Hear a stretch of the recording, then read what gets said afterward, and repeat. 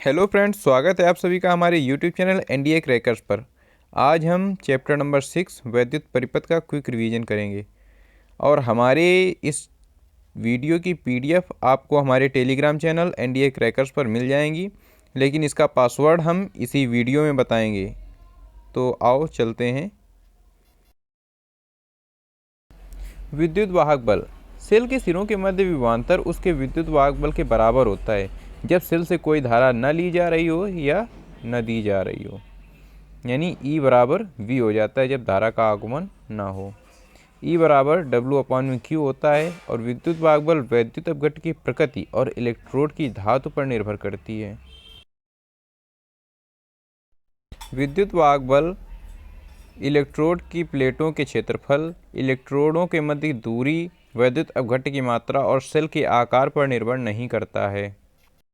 Terminal वोल्टता। जब cell से धारा ली जाती है तब V बराबर E-IR होता है। अब ये दो सुपर नोट हैं, इनको हम समझते हैं।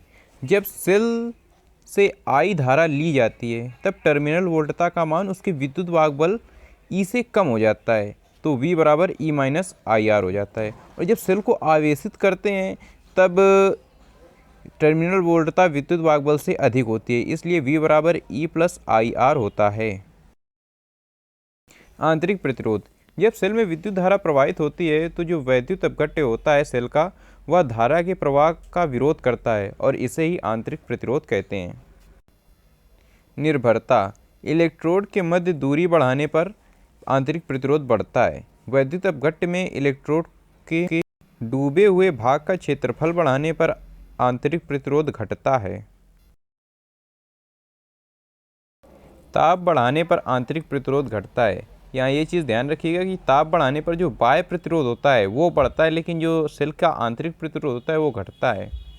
अब ये एक एग्जाम्पल है, इसे आप अपने मन से सॉल्व करेंगे। अब हम सेलों का संयोजन पढ़ेंगे। सेलों का जो श्रेणी क्रम संयोजन होता है उसमें एक सेल के ऋण सिरे से दूसरे सेल के धन सिरे को और इस प्रकार से जोड़ते हैं तो श्रेणी क्रम कहलाता है। और श्रेणी क्रम में कुल वैद्युत वाहक बल बराबर E1 + E2 + En तक होता है, मतलब कि जितने सेल लगे हैं उनके सभी के विद्युत वाहक बलों के कुल योग के बराबर होता है। तथा आंतरिक प्रतिरोध R इक्विवेलेंट बराबर R1 + R2 + R3 so on होता है। अब एक नोट पॉइंट है, I बराबर E/R + r। तो इस जगह हो जाएगा I बराबर E इक्विवेलेंट अपॉन में R + R इक्विवेलेंट। और यदि n समान सेलों को श्रेणी क्रम में जोड़ दें तब I बराबर NE अपॉन में R + n/r हो जाएगा। अब हम समांतर क्रम संयोजन समझेंगे। यदि n सेलों के धन सिरे को एक तार से तथा ऋण सिरों को एक तार से जोड़ दें तब यह संयोजन समांतर क्रम संयोजन कहलाता है। और इसका E इक्विवेलेंट बराबर E होता है, R इक्विवेलेंट बराबर R अपॉन में n होता है, इसलिए प्रवाहित धारा I बराबर n इंटू में E अपॉन में n इंटू R + r होता है। जब दो बैटरियां जो आदर्श नहीं होती हैं उनको अगर समांतर क्रम में जोड़ते हैं तो जो कुल आंतरिक प्रतिरोध आता है वो दोनों आंतरिक प्रतिरोधों में किसी से भी कम आता है। अब हम किरचॉफ के नियमों को पढ़ेंगे। किरचॉफ का पहला नियम है संधि का नियम, मतलब कि संधि में आई हुई धाराओं और गई हुई धाराओं के योग का मान 0 होता है। यह आवेश संरक्षण के सिद्धांत पर आधारित है और यह मोस्ट इम्पॉर्टेंट है।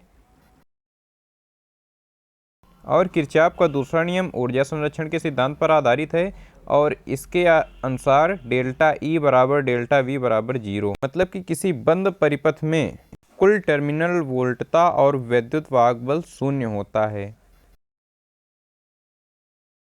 अब आता है व्हीटस्टोन सेतु। व्हीटस्टोन सेतु को चित्रानुसार व्यवस्थित कर लेते हैं और इसमें जो धारामापी G लगा है इसका विक्षेप 0 होता है, यानी कि इसमें प्रवाहित होने वाली धारा 0 होती है।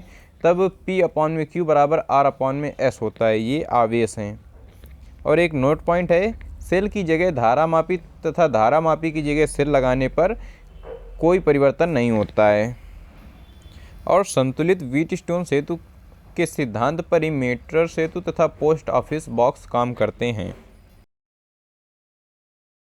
मीटर सेतु, जिसका उपयोग हम प्रतिरोध को मापने के लिए करते हैं। इसका फार्मूला होता है S बराबर 100 माइनस एल अपॉन में L इंटू में R, जहाँ S वह प्रतिरोध है जिसका हमें प्रतिरोध ज्ञात करना है और R प्रतिरोध बॉक्स में दबाई हुई कुंजी होती है।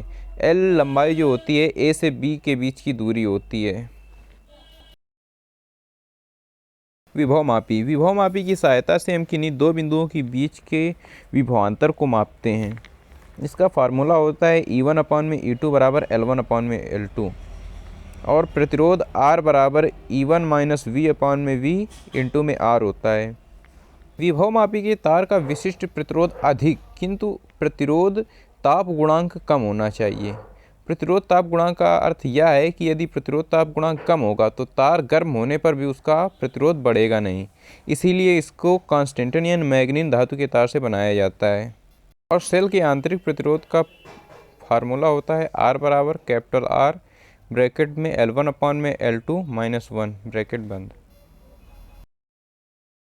विभव प्रवणता, तार की एकांक लंबाई में विभव परिवर्तन की दर को विभव प्रवणता कहते हैं।